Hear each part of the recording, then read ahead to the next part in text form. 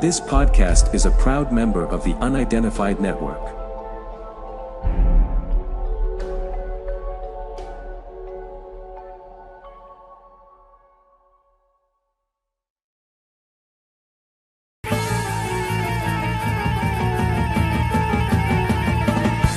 So now, ladies and gentlemen, live and in colour, it's Mr. Wayne Lovejuice.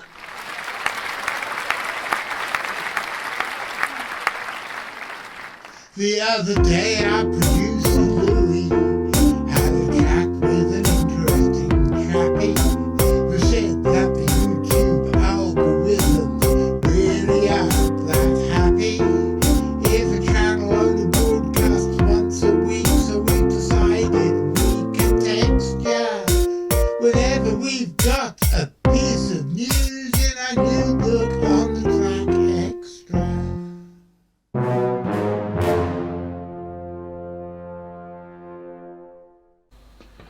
Good evening, ladies and gentlemen. My name is John Downs. I'm the director of an organisation called the Centre for Fortean Zoology, and welcome to another episode of On the Track Extra.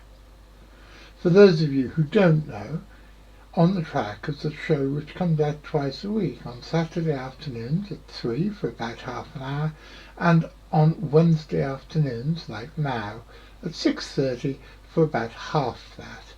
And it covers hard science, weird shit, and surreality in what I hope is a mildly entertaining manner. So, big question everyone always asks is, what is surreality? Well, I think you should go and ask Florence Nightingale. Surreality is not the sort of thing that a well-brought-up young lady talks about. So let's not talk about it. So there. The other question that everybody always asks is, why do you wear that hat?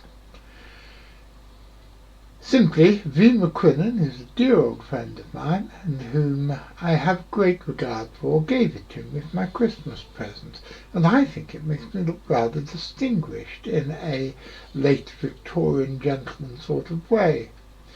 Simon Johansson from Denmark, however, says it makes me look like a distinguished alchemist, which I think is rather a good thing to look at. Come on, everybody, what do you think of me being the latest incarnation of Eliphas Levi, or possibly the Comte de Saint-Germain? I must admit, I do like that jacket he's wearing. Probably not either of them. In fact, I'm just a fat bloke who lives in a little village in the middle of nowhere in North Devon that just likes wearing hats. On the other hand, it has been suggested by no less a personage than Daniel Barnett, the famous young cryptozoologist, that the hat makes me look like Dumbledore, and both me and V. McQuillan, who, like I said, was the guy who gave it to me, think that it makes me look like Viv Stanshall. Who's Viv Stanshall? Go and listen to the Bonzo Dog Doodah Band, you horrible young fellows who don't know who Viv Stanshall is. But now, I think, enough of this preamble, and on with the show. Now, before we go on with the next part of the show, I want to explain something to you all. Any of you who actually get to this show by looking up our channel on YouTube will see that there is a new stream in our channel, which is called OTT of Music, Arts, Books and Stuff. In fact, it goes and stuff. A bit like this channel logo card thing that I'm showing up on the screen now. And what is this stuff, apart from being a collection of stuff about music, arts, books and stuff? Most of you probably know that as well as running the CFZ, I have a day job as a music journalist, and I've been a music journalist most of my life on and off. And I suddenly realised that because I'm interviewing people for the magazine I edit, which is called Gonzo Weekly-ish, because it's sponsored by the company Gonzo Multimedia, and although it's meant to come out every week, it actually comes out every fortnight, so I've kept it as Gonzo Weekly-ish.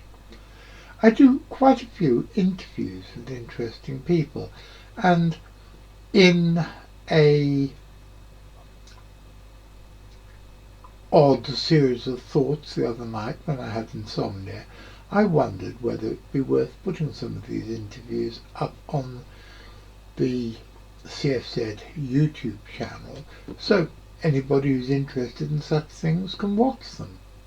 And then I thought, well, you can do a different channel, so I've now got a different stream on the main CFZ YouTube channel which covers this stuff. And the first episode, which will be out very soon, but I can't tell you when it's going to be out because as of today I have no idea, but it will be out within the next week or so, is an interview with famed film director Tony Klinger, who is talking about the classic movie The Kids Are All Right, which was made about and with The Who, one of Britain's greatest, if not the greatest, rock band, back in the late 1970s. And Tony was initially the director.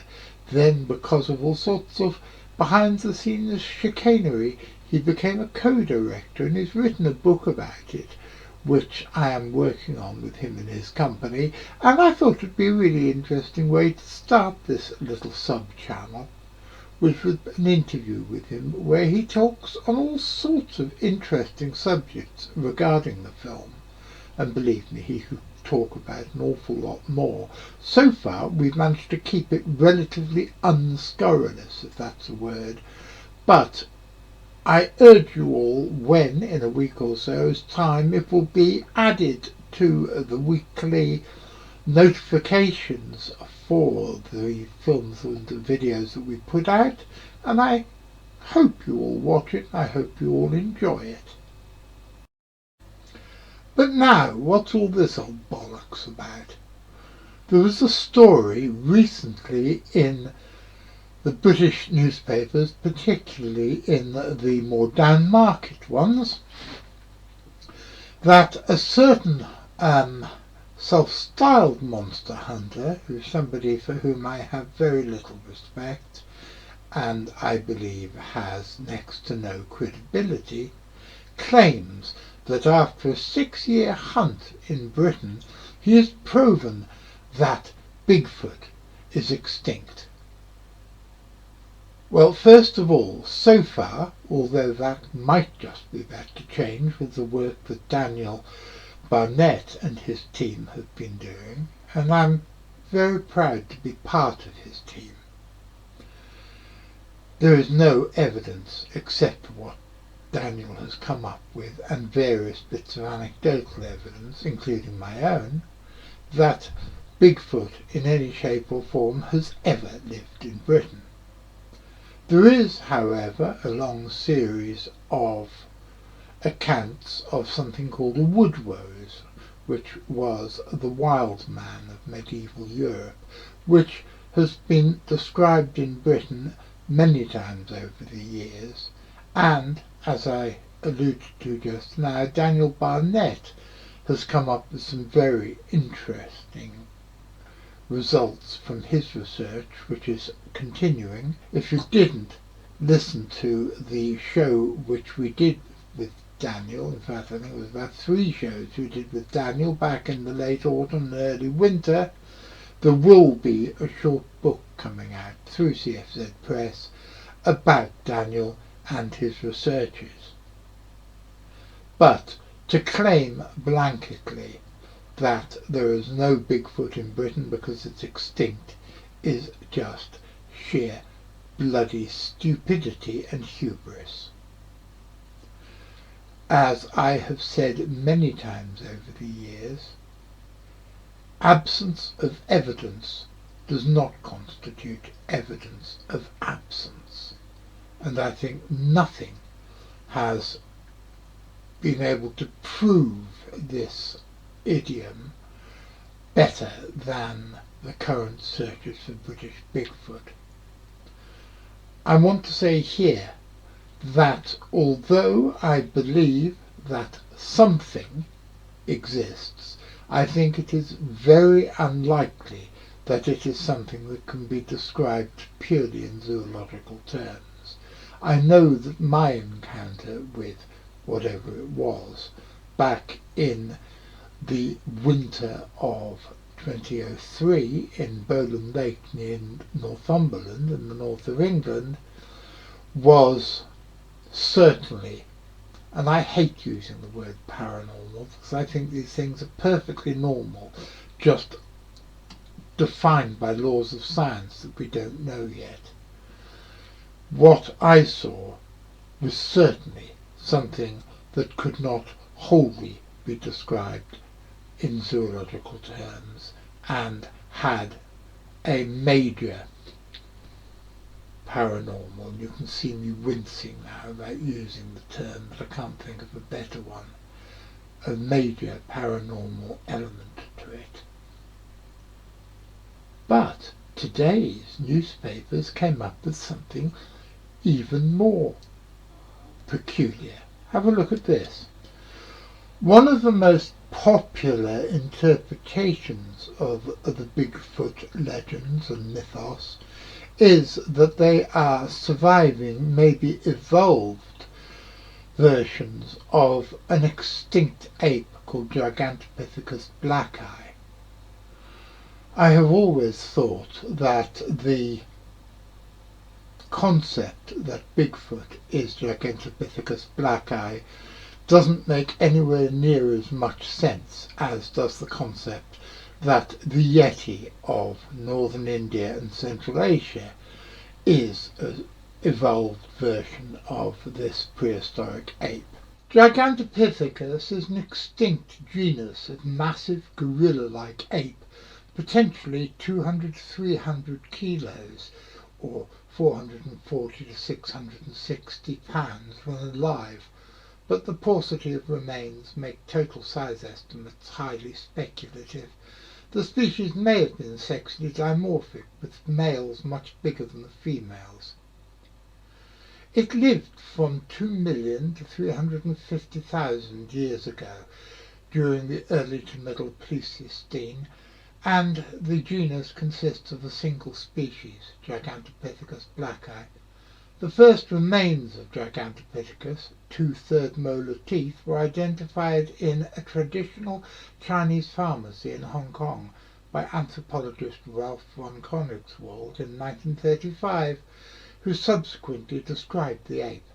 In 1956, the first mandible and more than 1,000 teeth were found in Lucheng, and numerous more remains have since been found at least 16 sites in China.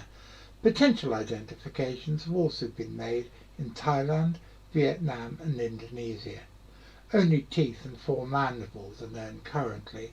The rest of the bones are believed to have been eaten by porcupines. Gigantopithecus was once argued to be a hominin, a member of the human line, but it is now thought to be more closely allied with orangutans, classified in the subfamily Ponginae. Well, it's been suspected for some years that the reason that Gigantopithecus eventually became extinct, when so many other animals that were living alongside it are still around today, is because of climate change. The climate change changing the plants upon which it ate, and meaning that the highly specialized Gigantopithecus was unable to adapt to its new surroundings, mainly because it was much colder than it had been. Well, new evidence that has been brought up by recent researchers seems to confirm this. But when you actually look at it, it's got absolutely bugger all to do with Bigfoot.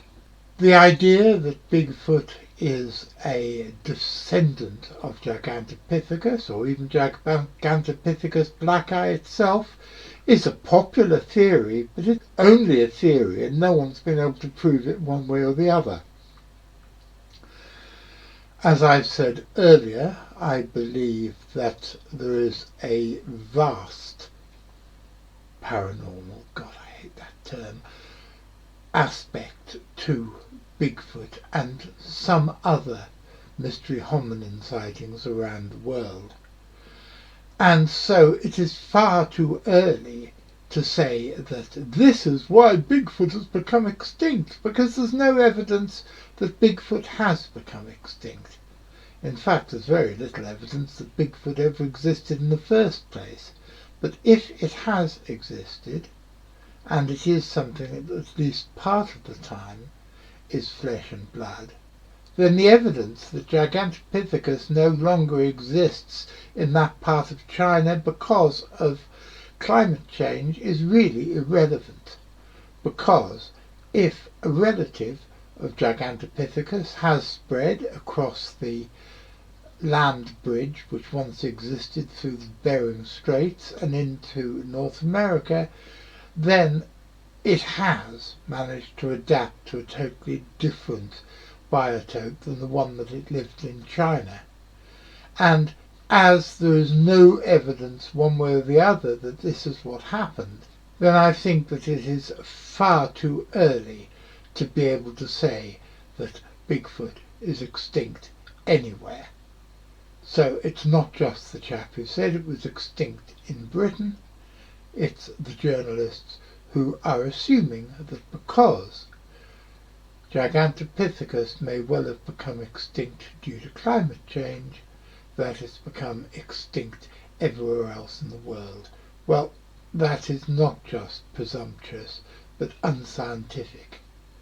So, all I'm going to say, boys and girls, we're going to have to watch this space, because despite what the Metro says, there is no evidence that Bigfoot has indeed become extinct anywhere.